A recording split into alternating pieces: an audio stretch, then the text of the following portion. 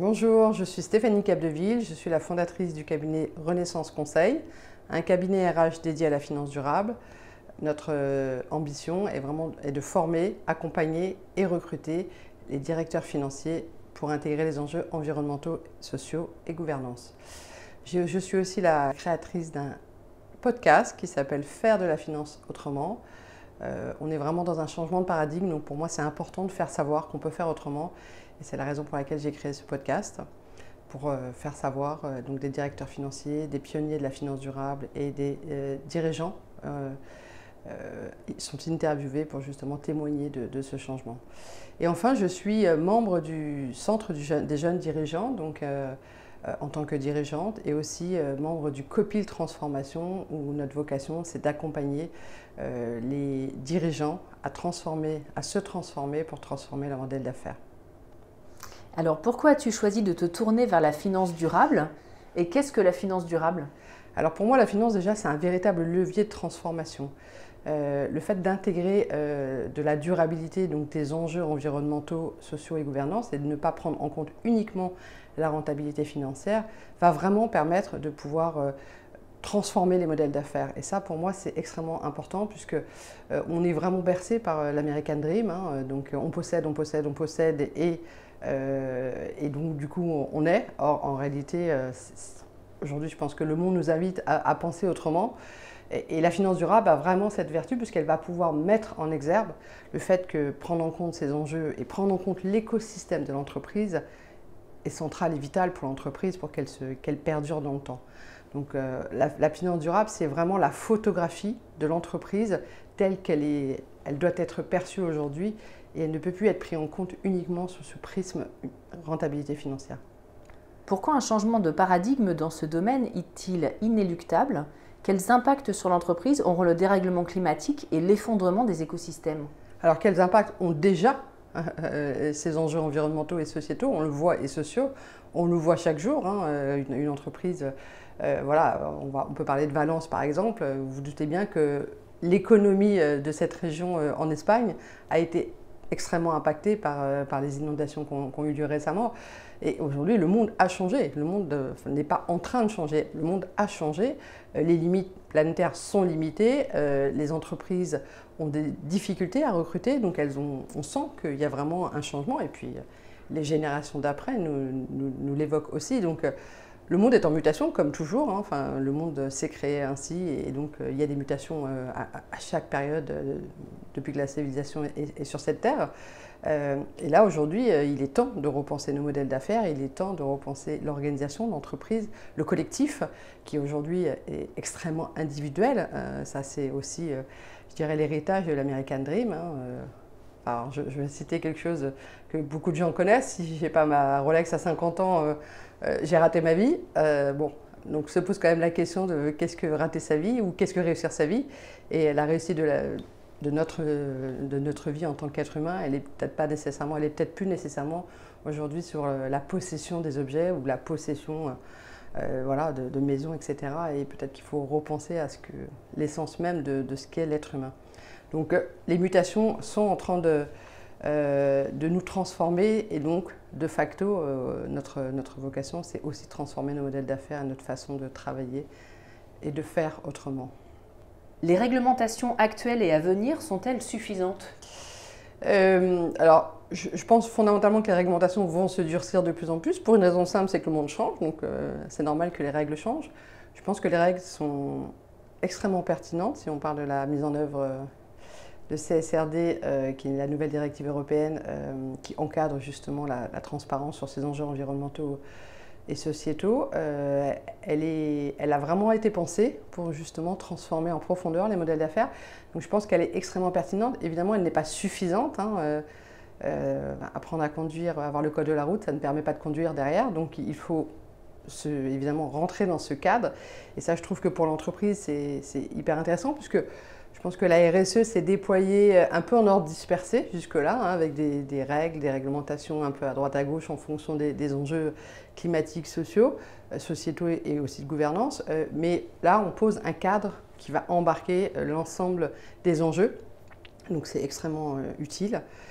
Après, évidemment, ce n'est pas ça la transformation. La transformation des modèles d'affaires, elle va s'accompagner par un changement de culture d'entreprise, un changement de mindset, un changement de trajectoire. Donc c'est bien l'organisation, l'entreprise qui va devoir bouger à l'intérieur de ce cadre. Mais évidemment, si on pose des reportings, on pose uniquement des chiffres dans des tableaux, ça va sans dire que ça ne va rien transformer, ça va juste constater, mais la transformation, elle va s'opérer à un autre endroit. Donc, et c'est pour ça que chez Renaissance Conseil, on a vraiment cette ambition d'accompagner les entreprises, et c'est ce qu'on fait déjà, à prendre du recul, à poser un nouveau cadre. Et évidemment, le travail du dirigeant et de la direction est extrêmement important. Quelles sont les valeurs de l'entreprise, comment l'entreprise veut se projeter par rapport à ce nouveau cadre. Donc il faut redessiner les modèles d'affaires et donc être créatif et réinventer ces modèles d'affaires. Par où commencer lorsqu'on est dirigeant? Eh bien par lui. Voilà, je pense que la première réponse, dans le cadre du CJD, justement, on a vraiment conscience que c'est la transformation de soi qui va amener cette transformation du modèle d'affaires. Donc c'est inéluctable. Enfin, et d'ailleurs, je dirais, on a fait autrement, la mise en œuvre des RSE, qui sont des mises en place de réglementations dans un cadre qui n'est pas extrêmement clair, mais qui n'est pas nécessairement, venant pas nécessairement du dirigeant. Bon, on voit bien que ça a eu une limite d'exercice. On parle beaucoup de désincarnation. Aujourd'hui, si le dirigeant veut changer sa trajectoire, ça lui incombe. Donc ce changement de trajectoire à travers ces enjeux environnementaux, sociaux, c'est lié à lui, sociétaux, c'est lié à lui. Donc la première étape, c'est évidemment commencer par faire prendre du recul aux dirigeants. C'est quoi ses croyances, c'est quoi ses valeurs. C'est de là dont on va partir, puisque c'est lui qui a créé son entreprise. Donc ça ne peut pas partir d'un autre endroit. Donc pour moi, l'hérésie, c'est de se dire, on positionne des gens qui sont dans une équipe et qui vont décider de la stratégie durable dans l'entreprise. Ça n'a pas de sens. La stratégie durable doit être incarnée par celui qui dirige cette entreprise. Sinon, donc, évidemment que ça commence par lui.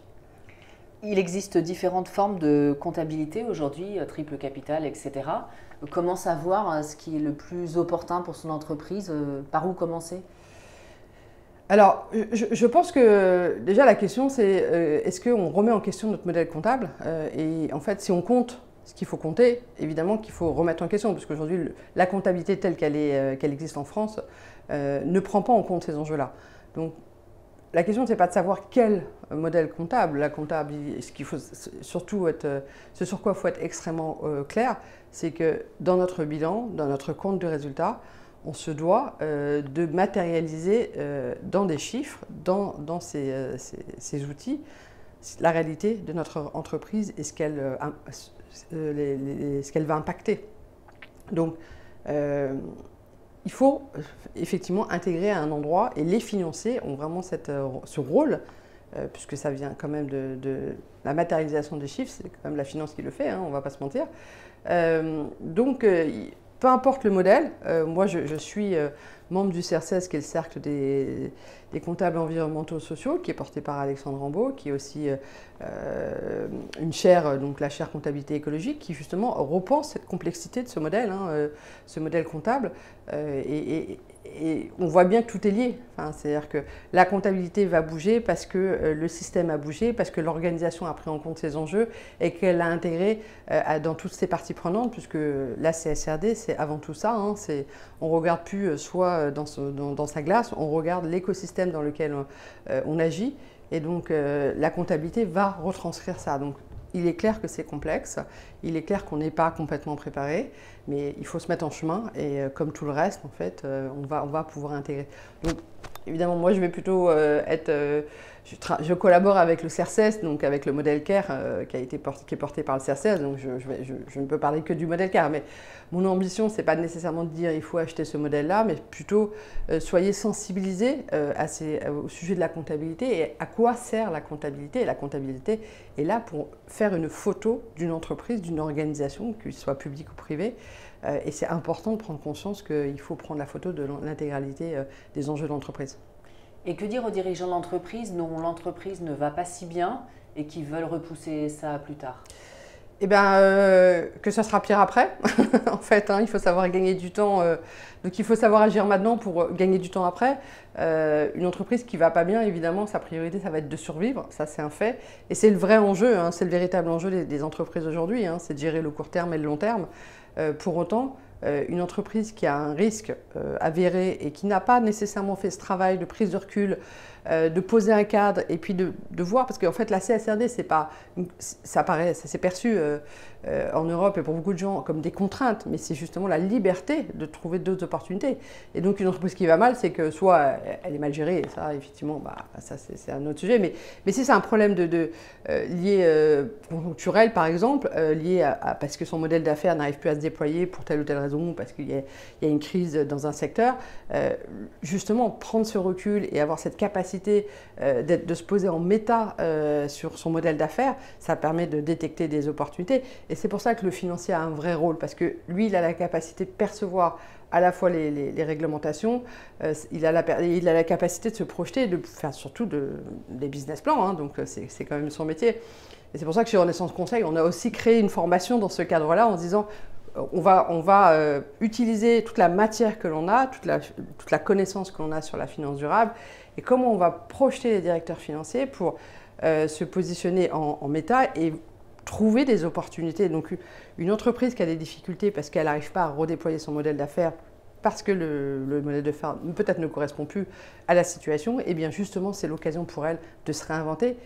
Et on connaît des entreprises qui l'ont fait, hein, des moments où elles étaient vraiment en difficulté et qui se sont relancées de manière incroyable. Donc du coup c'est justement une super occasion, et c'est souvent dans les moments difficiles hein, qu'on arrive à se redéployer et trouver une capacité à rebondir. Donc je pense que c'est vraiment important, au contraire, de perdre peut-être sur le court terme un peu de temps pour en gagner et pouvoir avoir un modèle durable.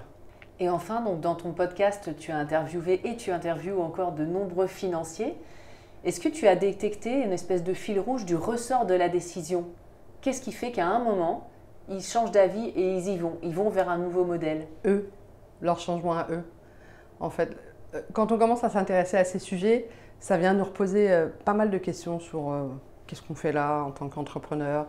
Et je le vois au CJD notamment. Hein. Enfin, il y a vraiment un questionnement sur à quoi je sers. Enfin, je gagne de l'argent, ok, mais en réalité, est-ce que c'était ça, ma vraie vocation?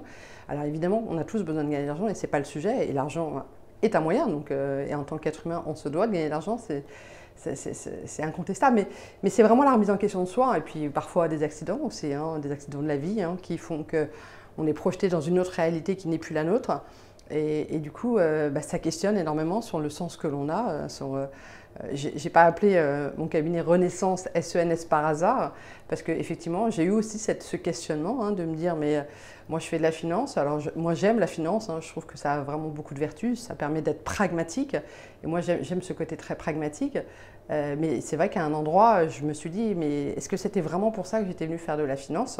Moi j'étais venue pour financer l'économie, c'était ça qui m'animait quand j'étais étudiante, et donc à un moment donné je me suis dit il va falloir que je me réinvente moi-même pour trouver une valeur par rapport à ce qu'aujourd'hui, ce qui vibre en moi, ce qui vibre pour moi. Et c'est pour ça que j'ai créé ce cabinet-là, mais je pense que tous les dirigeants, à un moment donné, ils sont soit cueillis, malheureusement, par la vie, soit eux-mêmes, on se questionne parce que c'est quoi le sens de mon entreprise, ce vers quoi je vais aller. Et donc, voilà, je pense que ça part vraiment de là. Merci beaucoup Stéphanie. Merci Carole.